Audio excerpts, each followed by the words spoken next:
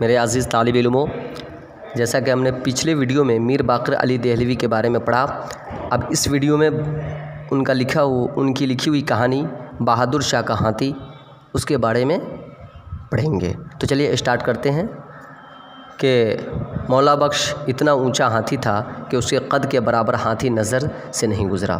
मौला बख्श हाथी के बारे में बताया जा रहा है कि वो बहुत ऊंचा था, काफ़ी ऊंचा था।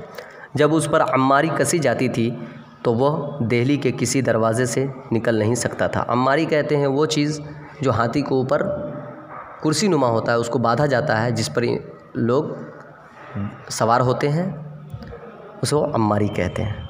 वो चारों घुटने टेक कर शहर से बाहर जाता था और उसी तरह अंदर दाखिल होता था। आखिर बहादुर शाह बादशाह ने लाहौरी दरवाज़े को तुड़वाकर मौला बख्श ही के वास्ते इतना ऊंचा करवा दिया कि वह माँ अम्मारी के गुज़र जाता। माँ मतलब अम्मारी के साथ। अकबर शाह सानी के ज़माने में एक सौदागर मौला बख्श हाथी को लाया था। अकबर शाह सानी बोलते हैं, अकबर द्वितीय, हिंदी में द्वितीय बोलते हैं। उसके फ़िलबान बुखारा के एक सैयद थे। फ़िलबान बोलते हैं हाथी को चलाने वाला। फ़िल माने हाथी, ये अरबी वर्ड है। क्योंकि किसी और शख्स का बादशाह की तरफ पीठ करना बेअदबी थी। अब यहाँ पर एक गौर करने की बात है कि उसके फ़िलबान बुखारा के एक सैयद थे, क्योंकि किसी और शख्स का बादशाह की तरफ पीठ करना बेअदबी थी। जो पहले पुराने ज़माने में कदीम वक्त में जो बादशाह थे, उसके पीछे आम आदमी पीठ नहीं कर सकता था, इसलिए सैयद घराने के ही फ़िलबान को वो लोग मुंतखब करते थे। और फ़िलबान बोलते हैं हाथी को चलाने वाला, हाथी का ड्राइवर। ठीक है। तो बहादुर शाह ने फ़िलबान को महाबुत खान का खिताब दिया और जागीर बख्शी। महाबुत खां का खिताब दिया और जागीर बख्शी। किसको? बादशाह ने फ़िलबान को। एक रोज़ मौला बख्श मस्ती में आकर बेकाबू हो गया। सैयद साहब को गाफिल पाकर उसने उन्हें सूंड में लपेट लिया। सैयद साहब को गाफिल पाकर, यानी कि गाफिल बोलते हैं, गाफिल मतलब होता है बेखबरी, यानी बेखबर होकर के रह जाना, है नहीं, गफलत में पड़े रहना। तो गाफिल पाकर उसने उन्हें सूंड में लपेट लिया। फिर उसने उनकी एक टांग अपने पाँव के नीचे दबाकर और एक सूंड में पकड़कर उन्हें ज़िंदा चीर दिया। अल्लाहु अकबर। सैयद साहब की बेवा का नन्हा सा बच्चा 2.5 बरस का उसकी गोद में था। बेचारी खावंद के गम में रोती पीटती आई और अपने बच्चे को मौला बख्श के आगे डाल कर कहा, ले मुए, इसको भी मार डाल। आप सोच सकते हैं ज़रा कि छोटा सा बच्चा हो और उसका अगर बाप, उनके अगर वालिद इस दुनिया से चले जाएं तो उनके दिल पर क्या गुज़रती है। उस वक्त तक मौला बख्श की मस्ती उतर चुकी थी, यानी कि जिस वक्त हाथी ने, यानी मौला बख्श ने सैयद साहब को चीड़ा था, उस वक्त मस्ती में था, लेकिन जब चीड़ दिया उसको, उनको मार दिया हाथी, उसके बाद वो मस्ती उसकी उतर चुकी थी। उसने बच्चे को सूंड से पकड़कर अपनी गर्दन पर बैठा लिया। उस रोज़ से यह बच्चा मौला बख्श के साथ रहता। बच्चे के सामने मौला बख्श से जो कहो वो फ़ौरन करता, और जहाँ ये बच्चा मौला बख्श की आँख से ओझल हुआ, मौला बख्श ने दंगा करना शुरू कर दिया। उस बच्चे का नाम रहमत अली था। तो आपको बात मुझे उम्मीद है कि समझ में आया कि कह रहे हैं कि अब हाथी ने सैयद साहब को चीर दिया। अब उनकी बीवी उस बच्चे को हाथी के सामने लाकर रख दी। अब वो हाथी, उस वक्त तो मस्ती उतर चुकी थी, उस बच्चे को अपने पीठ पे बैठा लिया। अब उसके बाद कह रहे हैं कि मौला बख्श ऐसे उससे जुड़ गया कि जब तक वो बच्चे को नहीं देखता वो सुकून उसको नहीं मिलती। अब ये हमें एक सबक मिल रहा है कि एक जानवर होकर भी वफ़ादार कैसे होता है। हम इंसान हैं कि आपस में थोड़ी थोड़ी सी बात के लिए लड़ झगड़ लेते हैं। अब जैसे कि मान लो एग्ज़ाम्पल मैं दे रहा हूँ, ये जानवर होते हुए इसने सैयद साहब को मार दिया, उसकी बीवी फिर भी इसे कुछ कहा नहीं कहा, लेकिन आज अगर हम आपस में थोड़ी सी अनबन हो जाती है तो हम लोग बातें बंद कर देते हैं। हम लोग एक दूसरे के यहाँ आना जाना पसंद नहीं करते हैं। एक दूसरे को देख करके यूं गुस्सा करते हैं जैसे कि ये मेरा दुश्मन सदियों से रहा है और ता क़यामत तक रहेगा। इस अंदाज़ में हम उनके सामने पेश आते हैं। जब रहमत अली बड़ा हुआ तो उसके हम उम्र बच्चे उसके साथ खेलने को आते।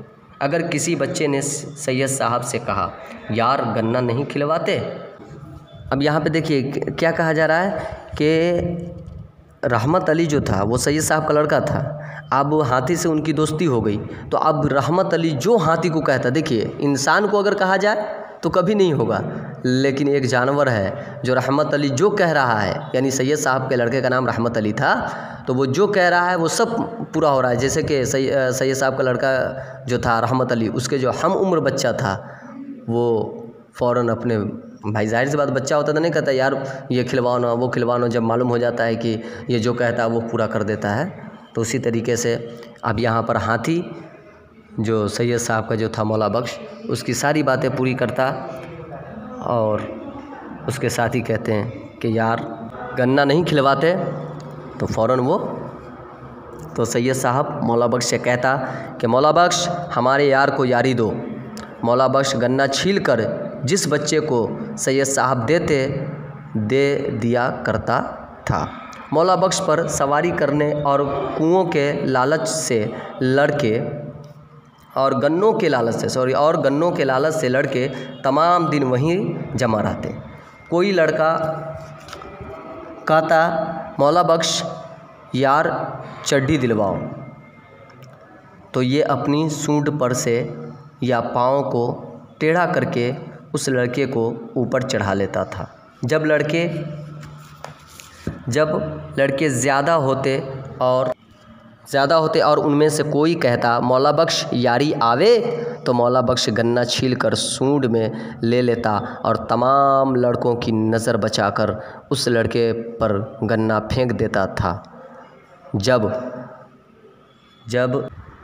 जब चढ़ कटा मौला बख्श को रोटी देता तो वह हर निवाले में से एक किनारा रोटी का अपनी बाछ से बाहर निकाल देता था। बाछ से मतलब मुंह चलाते चलाते एक टुकड़ा रोटी नीचे गिरा देता। जो भी लड़का पास खड़ा होता दौड़कर उस टुकड़े को पकड़ लेता था, है नहीं। चड़कटा बोलते हैं वो जो हाथी को खाना वाना देता है। हाथी की रोटी 2-3 इंच मोटी होती है। बच्चा उसको ज़ोर करके तोड़ता और मरोड़ता। गर्ज बहज़ार दिक्कत जब टुकड़ा उसके हाथ आ जाता और बच्चा वो टुकड़ा लेकर भाग जाता, उस वक्त मौला बख्श वह निवाला खाता था।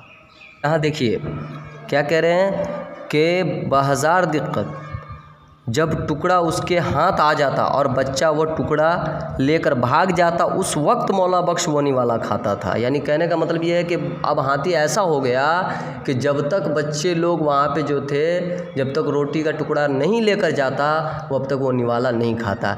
क्यों? जो उसका ये जो था हाथी को देख रेख करने वाला, खाना देने वाला, वो बहुत बेकार था, वो शरारती था, वो बहुत बदमाश था। वो जो है ना बच्चों को देखकर दौड़ाता मारने के लिए कि क्यों तुम आता है सामने, है नहीं। अब खाना जैसे वो खिलाता है हाथी को, कोई भी ऐसा करता है नहीं। हाथी के सामने खाना रखता और बच्चा इसी इंतज़ार में रहता कि हाथी कुछ टुकड़ा गिराए कि मैं लेकर भागूं। और जब तक बच्चा ले नहीं जाता हाथी निवाला को खाता ही नहीं था। निवाले में से जब तलक कोई बच्चा टुकड़ा न ले लेता वह रोटी न खाता था। लड़कों से मौला बख्श का बड़ा पक्का याराना था। जहाँ किसी लड़के ने मौला बख्श से कि मौला बख्श नक्की आवे, मौला बख्श अपना एक पाँव उठा लेता था और वही लड़का जब घुटने की कहता तो मौला बख्श अपना पाँव ज़मीन पर रखता था। अगर फील खाने के किसी आदमी ने बच्चों को धमकाया और वो नक्की मांग कर चले गए तो मौला बख्श उसी तरह अपना पाँव उठाए खड़ा रहता। हर चंद सैयद साहब कहते कि वो बच्चा था चला गया, लेकिन मौला बख्श कब सुनते थे। जब उसी लड़के को बुला कर लाते और वही लड़का कहता कि मौला बख्श घुटने की, तब जाकर वो अपना पाँव ज़मीन पर रखता। यानी कि कोई बच्चा अगर कहता, अगर ये कहकर चला जाता कि नक्की मांग, तो हाथी एक पाँव ऊपर करके खड़ा रहता। सैयद साहब कितनों कहते कि नीचे पाँव रखो, नीचे पाँव रखो, नहीं वो बच्चा था लेकिन वो नहीं सुनता जब तक वही बच्चा आकर न कहता घुटने की। जैसे कि अभी छोटे बच्चे हम लोग खेलते हैं ना, स्टॉप है नहीं, टाइम स्टॉप, ये स्टॉप वो स्टॉप, उसी तरीके से होता। मौला बख्श जब अपने गन्ने लाता था और बाज़ार में कोई लड़का कहता कि मौला बख्श नक्की आवे, तो मौला बख्श फ़ौरन अपना एक पाँव उठा लेता। चढ़कटा हरचंद कहता है, यानी बार बार कहता बेटा चल, लेकिन क्या मजाल जो ये आगे सरक जाए। जब तक घुटने की वही लड़का न कहे, मौला बख्श टस से मस न होता था। तो बच्चों, ये हमारे लिए एक सबक है कि देखिए जानवर किस तरीके से इंसानों में घुल मिल गया एक गलती के कारण। एक रोज़ फीलबान ने बादशाह से अर्ज़ की, हुजूर मौला बख्श तमाम गन्ने और रातिब की रोटियां बांट देता है। रातिब बोलते हैं हाथी के खाना, जानवरों का खाना या हाथी का खाना जो कहिए, और रातिब की रोटियां बांट देता है। पहरे पर हुक्म दे दिया जाए कि कोई लड़का उसके पास न आने पाए। चुनांचे बादशाह ने हुक्म दे दिया। सुबह को हस्बे मामूल मौला बख्श ने लड़कों का इंतज़ार किया। जब कोई लड़का न आया तो मौला बख्श ने गन्ने न खाए, शाम को रातिब न खाया, पानी न पिया। दूसरा रोज़ गुज़रा, फीलबान ने हरचंद कहा बेटा रोटी खा ले, लेकिन मौला बख्श ने कुछ न खाया। जब तीसरा रोज़ हुआ तो फीलबान को ख्याल हुआ कि ये तो मर जाएगा अगर न खाएगा। मजबूरन बादशाह के पास गया और अर्ज़ की, हुजूर मौला बख्श ने 3 रोज़ से कुछ नहीं खाया। ये सुनकर बादशाह ने फरमाया, भाई मैं भी फ़कीर हूँ और मेरा हाथी भी ऐसा ही है। खुदा ने हमको इस वास्ते दिया है कि बांट कर खाएं। पहरे पर हुक्म दो कि किसी लड़के को न रोका जाए। ग़र्ज़ जब लड़के आए तो मौला बख्श ने रातिब और गन्ने बांट कर खाने शुरू कर दिए। मौला बख्श जब बादशाह के रूबरू आता था तो दोनों घुटने टेक कर और सर झुकाकर सलाम करता था। उसकी मस्तक इतनी बुलंद थी कि सैयद साहब ऊपर बैठे हुए दिखाई नहीं देते थे। मस्तक बोलते हैं वो गर्दन का वो हिस्सा, गर्दन, हाथी के गर्दन के कुछ हिस्सा होता है जिस पे बैठा जाता है, तो उस जगह जो है आदमी नज़र ही नहीं आता, उसी को कहते हैं। और बैठे हुए दिखाई नहीं देते थे। और जब बादशाह सवार होते थे तो नहायत अदब से सर नेगू चलता था। तो मेरे दोस्तों, ये रहा आपका सबक नंबर 2। अब हम इससे मुताल्लिक़ कुछ अल्फाज़ व मानी को देखेंगे।